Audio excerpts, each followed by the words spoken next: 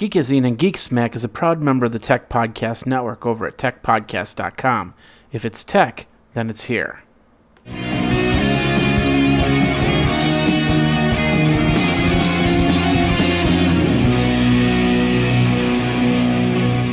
Ladies and gentlemen, boys and girls, children of all ages, we are on episode number 198 of Geek Smack. For all you smackers of geek, for all you people that want to know a little bit of geek, a little bit of tech, and a whole bunch of in between. And it's brought to you today by Audible.com. Go over to audible.com/geekazine and get yourself a free 14-day trial and download one audiobook. Go to assist.com. Go over to assist.com/podcast for a 30-day free trial. Carbonite, save your files. Get a 2 months free for purchasing 1 year by using the offer code TPN. Stitcher.com, go over to stitcher.com/geek, enter in your email address, download the application. You could win yourself $100. And of course, all this video is done over on Wirecast. Go over to geekazine.com/Wirecast PC for your PC version, or Wirecast Mac for your Mac version. Ladies and gentlemen, boys and girls, let's get into your Geek Smack for this week.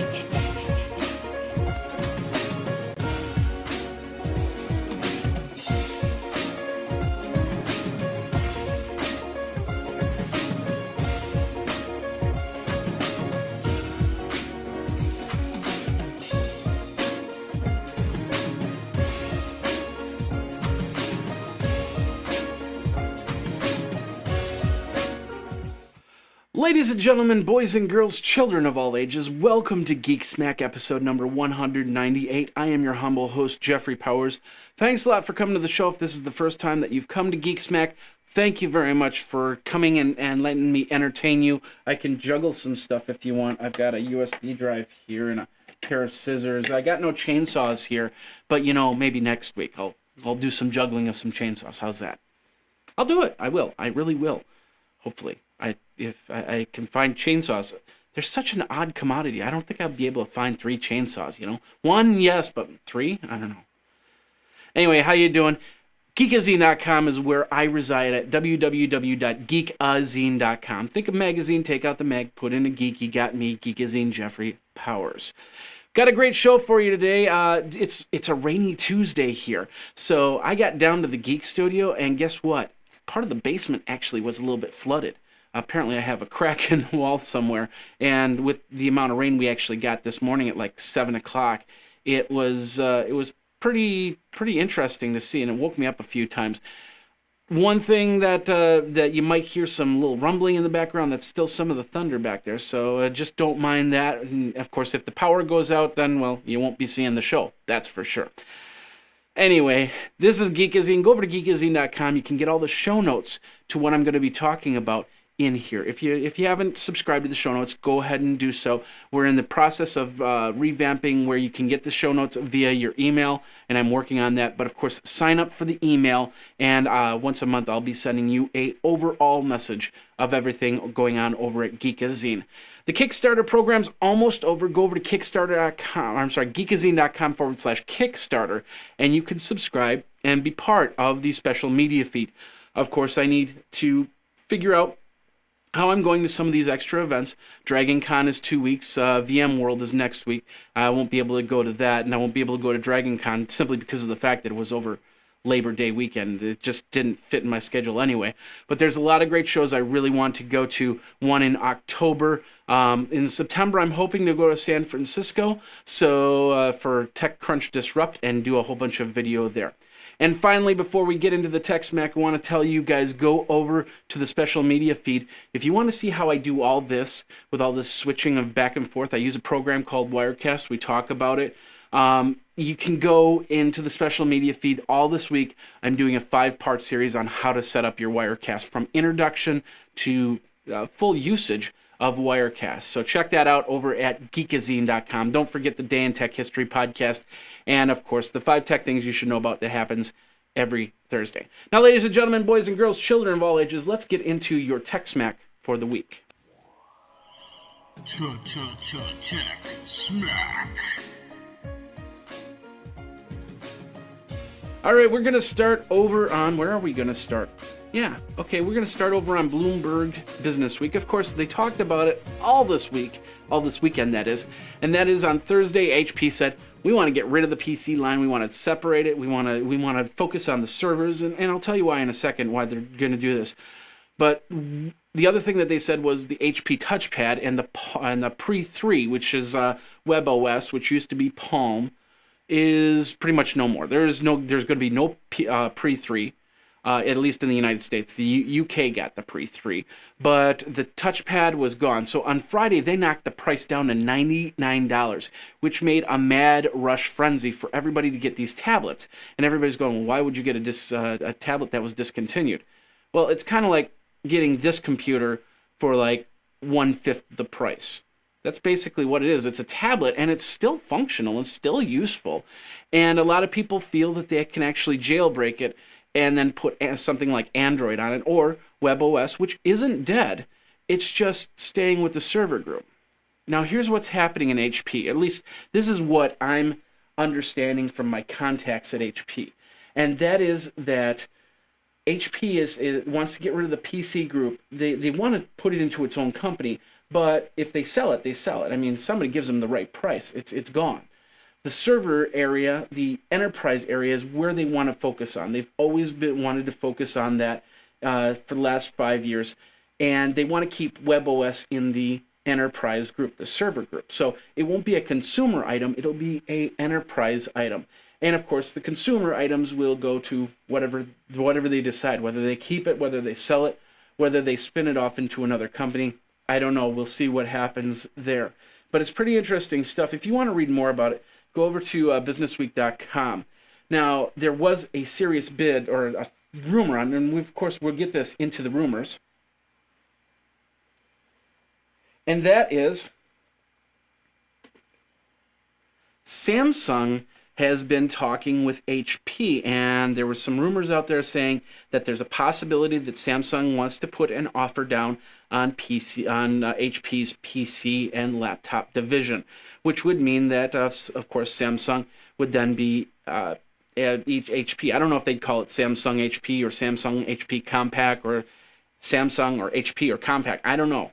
But it's not an unusual call. IBM did this 5 years ago with their laptops and desktops. Lenovo bought it out, and of course we talked about them last week on how they became, on 5 Tech Things, how they became #1 in the U.S., whereas Apple's becoming #1 in China. Kind of weird flip-flop there, but if Samsung does buy it, then we could see a whole new group of PCs there.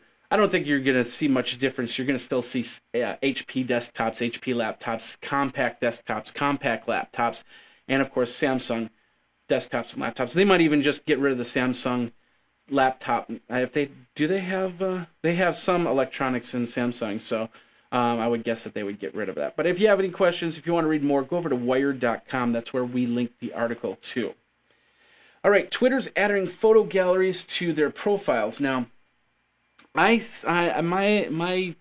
take on this is it's a little bit too little too late.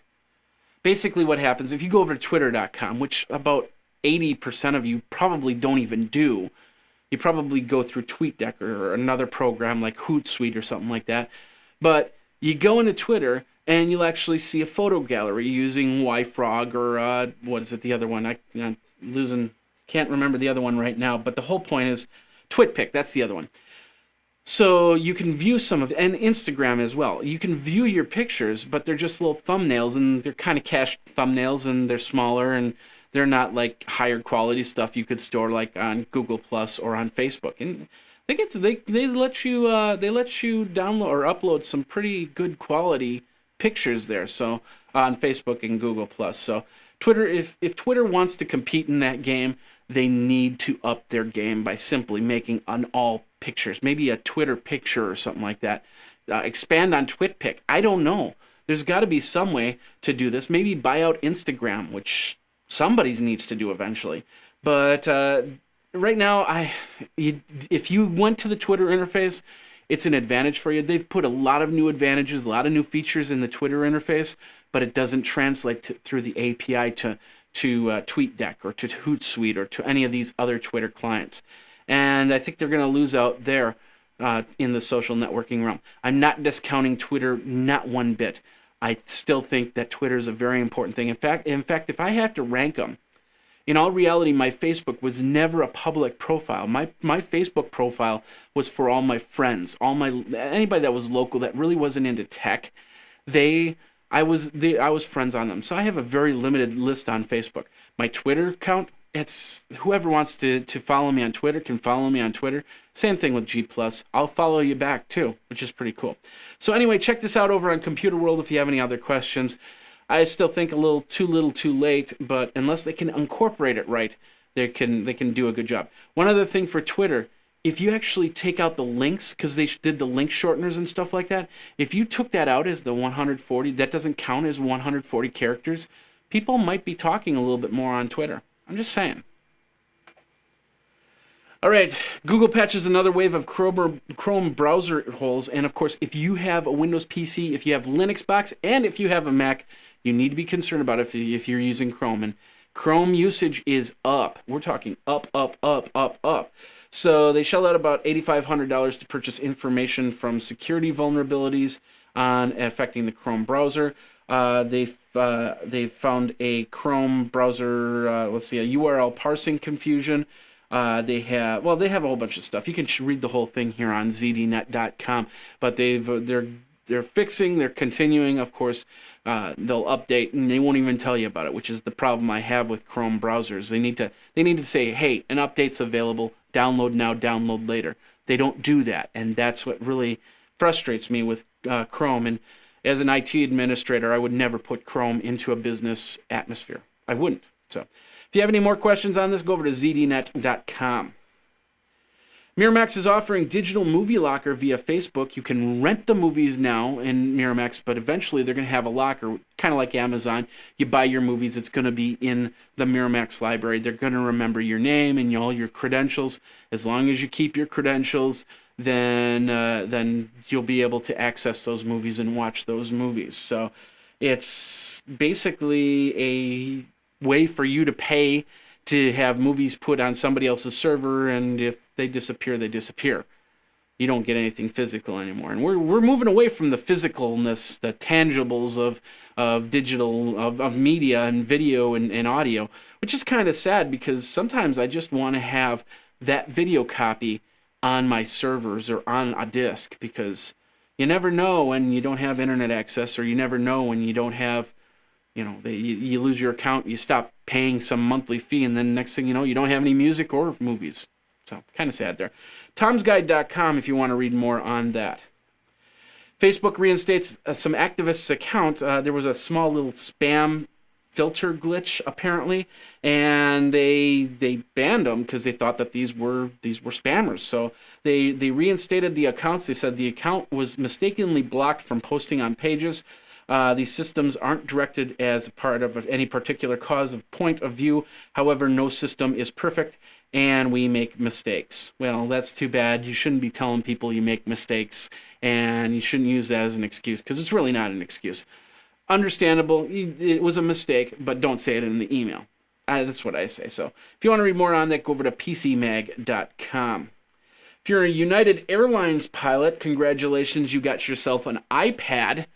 Apparently 11,000 pilots got iPads as part of a new way to lower the amount of junk in their bags, because they have to pack pretty light. I mean, you pack with your uniform and any other clothes you need, and then any devices you need to to continue to work. So instead of having that bulky PC in the pilot's bags, they now have Apple iPads, which they can use to access through there. I'm hoping that they'll give them the access to some of the hotspots in the airports as well, because if you have an iPad without access, then what's the point? So anyway, if you want to read more about that, go over to cultofmac.com. What do you think? Are you a pilot? Are you really excited you're going to get an iPad, or did you want a touchpad instead? Let me know. Twitter me at Geekazine or geekazine@gmail.com. All right, last part of TechSmack, and we'll get you over into the next parts there. McAfee is saying that Android is the most plagued mobile software, by malware. And McAfee came out and they said it jumped 76% since last quarter. They found 12 million unique types of malware in the first half of the year, 22% increase from a year ago. As Android gets more popular, malware will come. And I don't see... do we have any type of anti-malware programs for Android just yet, or what programs are out there? I'm not totally in an Android world. I don't have any Android tablets or anything like that.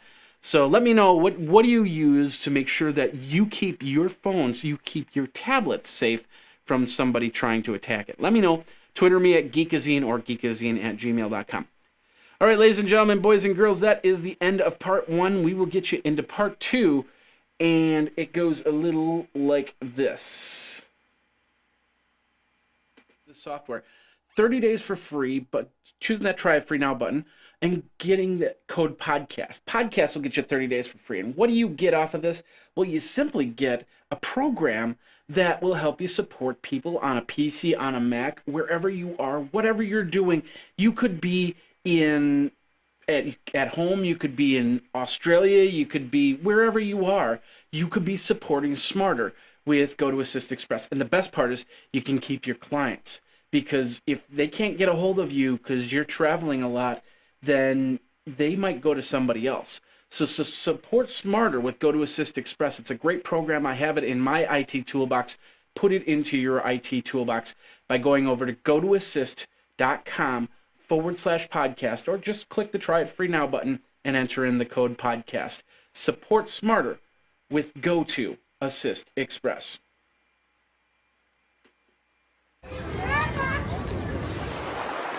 Have you ever thought about how much of your life is on your computer? You lost it all.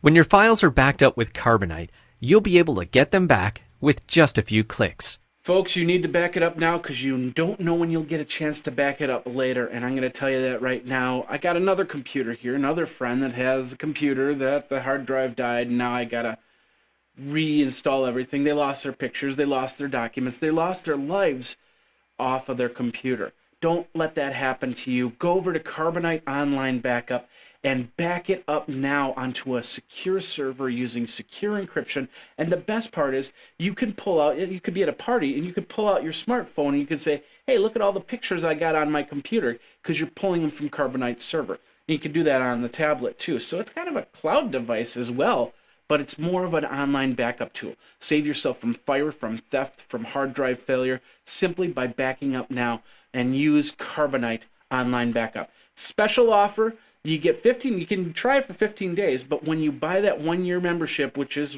$59, we're going to get you 2 months for free if you use the offer code TPN. TPN will get you 2 months free at Carbonite. Back it up now, get it back. You might not get a chance to back it up later.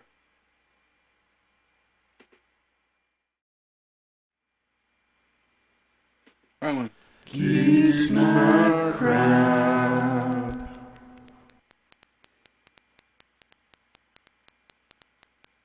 That was weird. Let's do that again. Geek Smart Crap. A small little glitch there, apparently. Hey, everybody, Jeffrey Powers here, and of course, you are now on Geek Smack Crap. Geek Smack Crap is brought to you by our friends over at audiblepodcast.com. Go over to audiblepodcast.com/geekazine and you can download yourself a free audiobook. You get 14 days for free to try out all the books and listen. Of course, you'll have to you get credits, and then you buy books. There's a lot of books out there, a lot of audiobooks. What I like to do is I like to read and listen at the same time because it helps me focus, and I'm not a big reader, so I like audible.com because it helps me read even more. So get it yourself. Go over to audiblepodcast.com/geekazine for that 14-day trial and the free audio book. And that's over at audiblepodcast.com/geekazine. All right, ladies and gentlemen, let's start over on device.com. You need a toothpaste squeezer thing. You know, I hate it when I can't get that last piece of toothpaste out of the toothpaste jar, or not jar, but tube. That's the word. So they created this little device, which I've seen before in the past. They look like little keys, except they have like a little notch in it. You put the toothpaste in, you turn it and squeeze it. But apparently this does a better job on it because it does such a great job, it'll cost you $300 to get. So if you're really concerned about your budget, if you're really frugal and need that last piece of toothpaste, well, you know, you can spend $300 and save tons of toothpaste, I guess. I don't know. It's would you get something like that? I think it's a little too pricey on my point. So get that over at device.com. Oh, Gizmo, thank you very much for coming out with some great stuff. And of course, they found this over on a Facebook page, on a person's Facebook page. It is it's a one-piece swimsuit that looks like a Game Boy. And it's pretty cool. And it's actually pretty affordable at $90. Now, if you're a guy, I'm sorry, you cannot wear this. But if you're a female, thank you very much. Go ahead and use that, and thank you very much. That's all I have to say there. Maybe they'll come out with a version where I'll actually play some games on the suit, or maybe at least just the screen will just play some Mario or show off some Mario. I know they can do that, and that's over on Gizmo, which is now refreshing for some reason. All right, last part of Geek Smack crap, and that is, if you're in the travel, if you do a lot of traveling, then check this out. It's called the Scooter Suitcase, and basically what it is a suitcase that also doubles as a scooter. You fold it down, and then you can go between terminals, and yeah, just like this guy is doing. Hey, going between terminals. No word if a Segway version of the scooter suitcase is coming out, but if you do long trips between terminals, especially big terminals, then this is a pretty cool thing. 250 pounds, which comes out to around $500, I believe, somewhere around there. So if you want to catch that out, go over to businessunusual.com. Of course, we have that in the show notes there, as well as all the other stuff. So check that out. And that is your Geek Smack crap.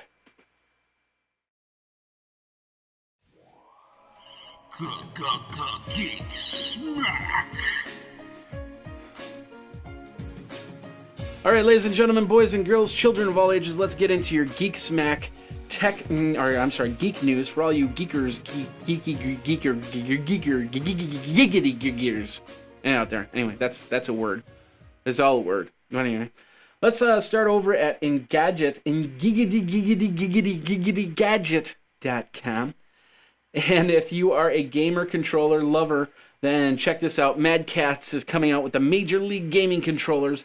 It's fully customizable. You can do different controls, set it up different ways. Basically, it's like having 360 controllers, I guess, in one system. Detachable, so I'm assuming that you can do wireless or wired if you need to, or maybe that's the charger. I'm not exactly sure.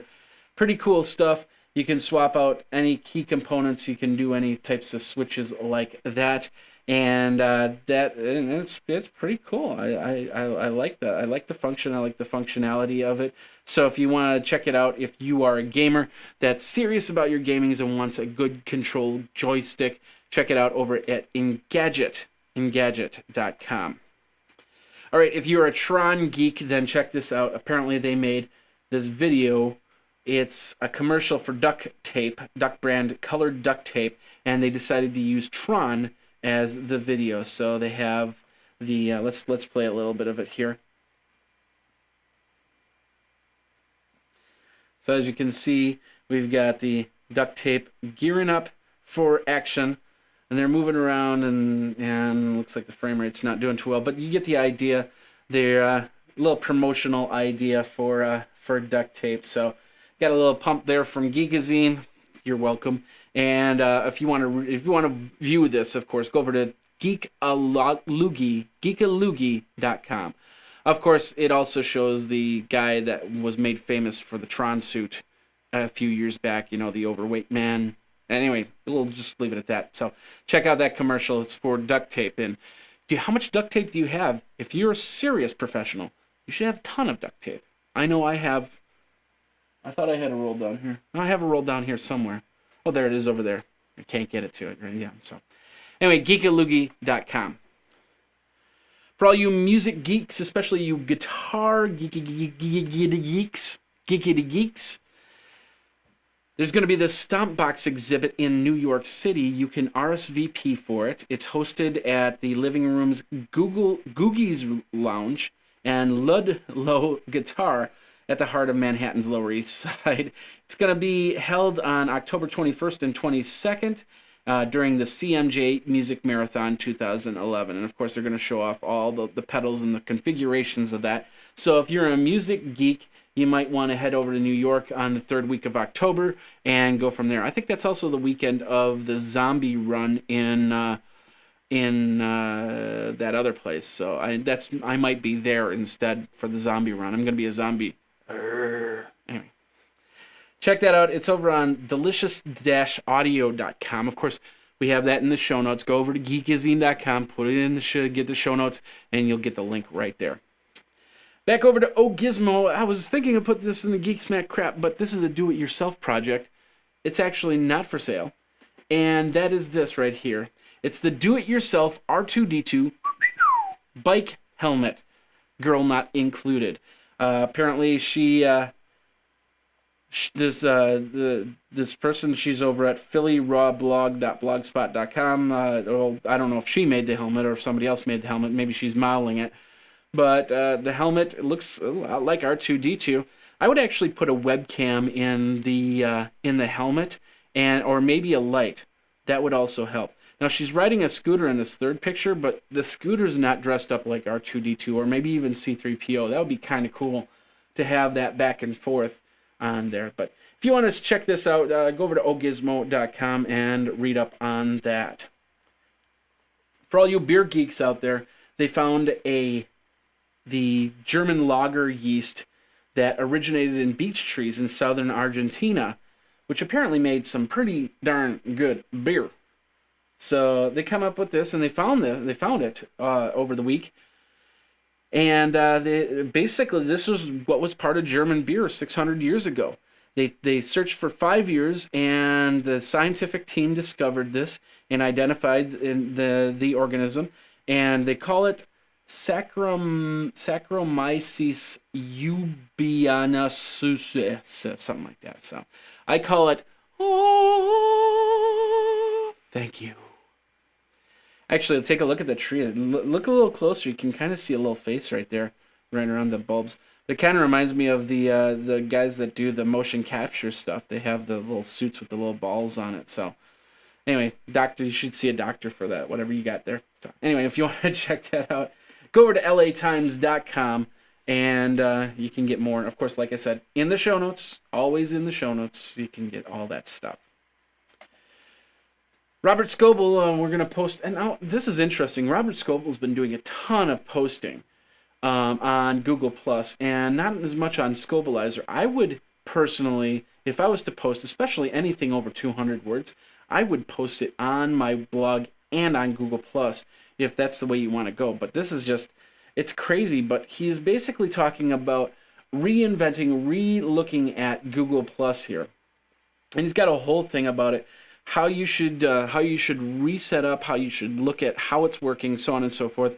He talks about some of the new celebrities on there, like Trey Ratcliffe, Thomas Hawk, Lisa Bentley, Howard Lisden, Tim O'Reilly, Dave Weiner, so on and so forth. And pretty good read. So if you are a Robert Scoble geek, there you go right there. Go over to Google Plus and check that out. If you're not on Google Plus, you should be, because Robert Scoble's on Google Plus, and of course you want to read his stuff, so just go over there and you'll get to read that. So, if you're a comic geek, you probably heard about the DC universe getting the change in the next week here.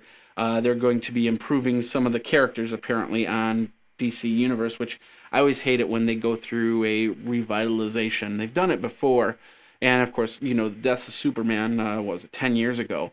That was a big thing, and then but you know, different artists, different ideas, so on and so forth. They have a little they called it a little Abner feel to Superman, which was kind of interesting. A little sarcastic look over here at comics.gearlive.com. Top 10 things that you'll see changes for the new Superman. This is not really the new Superman here. I hope he doesn't look like a hulkish figure with a small cape and blue jeans and stuff like that. But anyway, some of the things is number 8, Bottle City of Kandahar. Planet Krypton replaced by Planet Mali Benindrum, whatever that means.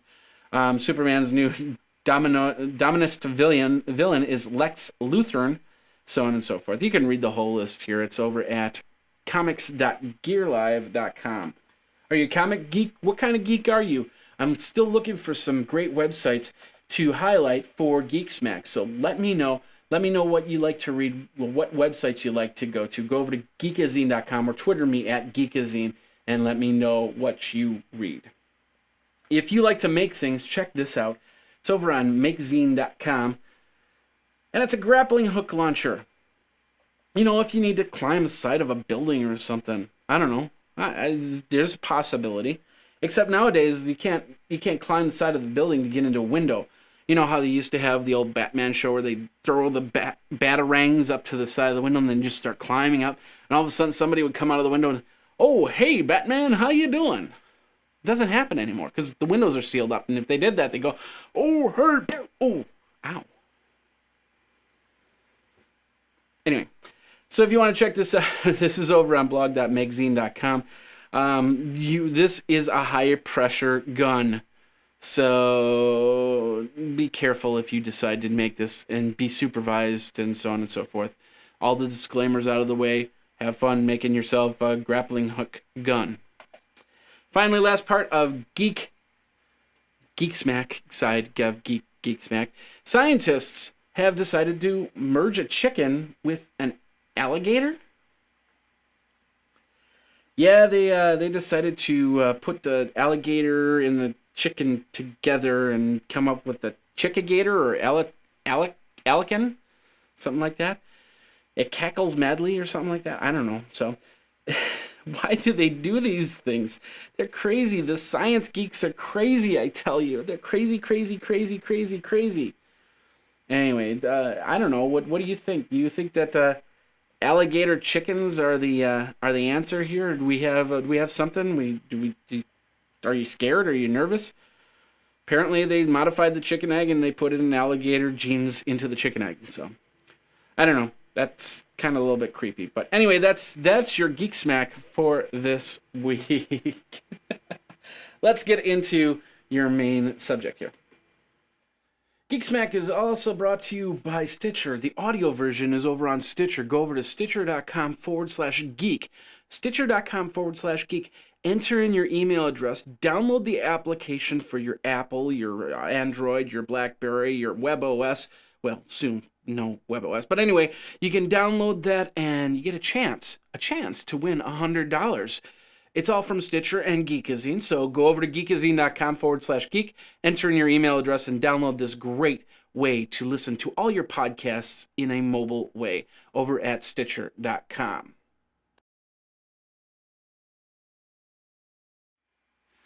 All right, ladies and gentlemen, boys and girls, children of all ages, I don't know if you heard about this, but at the beginning of the week, we talked about this on the OTT, myself and Gabriel Guzman. You can join the OTT panel. You just have to sign up for Google+. Let me know. Send me a message saying, hey, I want to be part of this OTT panel discussion, which we do every single week on Sunday evening. So if you want to be a part, just let me know and we'll go from there. But anyway, Fox apparently is setting up this paywall. And they're not really publicly putting out this paywall. They're just got a paywall and they're saying, hey, we're going to send an email that says, hey, invite your friends over to this new version of Fox where you can now watch the movies for subscription fee, so on and so forth.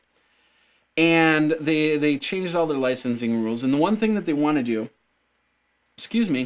is they want to make Hulu wait an extra week after Fox shows come out. Now, I'm already not really happy with Hulu, not because of what Hulu does, but because of what other channels do.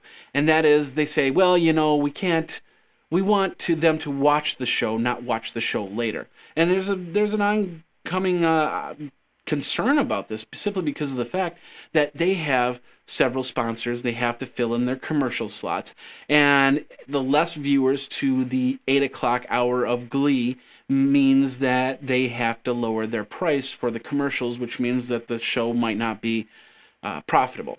But Hulu, on the other hand, you can watch it anytime. You just kind of wait till the next day, and poof, you can watch it. I can understand a 24-hour turnaround or maybe a 48-hour turnaround, but 7 days after the show airs does not make too much sense to me. What it means is I'm going to find another way to get that show, which means they're not going to get any type of revenue whatsoever. I'll DVR it. I will download it off of a torrent site or something like that.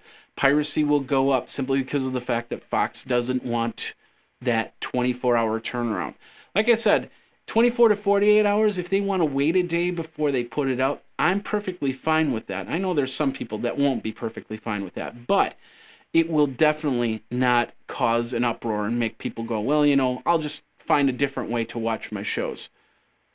Just remember, there's people out there with PVRs and DVRs, PVR being a personal video recorder that records to a computer as opposed to a box that has a hard drive in it. It's the same thing, but the whole point is that they'll be doing it that way, and you won't get any Nielsen ratings off of that. You won't get any information off of that, and they're going to be watching the shows, and then they can then just, when they're done with watching their shows, they can then put it onto a disc and give it to their neighbors and have the neighbors watch the shows.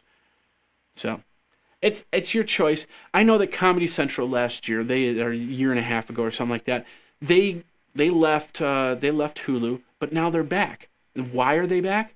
Because they get more views off of Hulu. And the second that you start putting all your shows on all these devices, including the Roku, because there's some shows, I know I can't watch The Simpsons on my Roku because it's blocked. But if you put it on the Roku, maybe you'll get more people watching the shows. Put in another commercial. I mean, tell them to raise the price or something like that. I don't know. But if I'm paying $8 a month for Hulu Plus and I have to wait a week, that's what really sucks.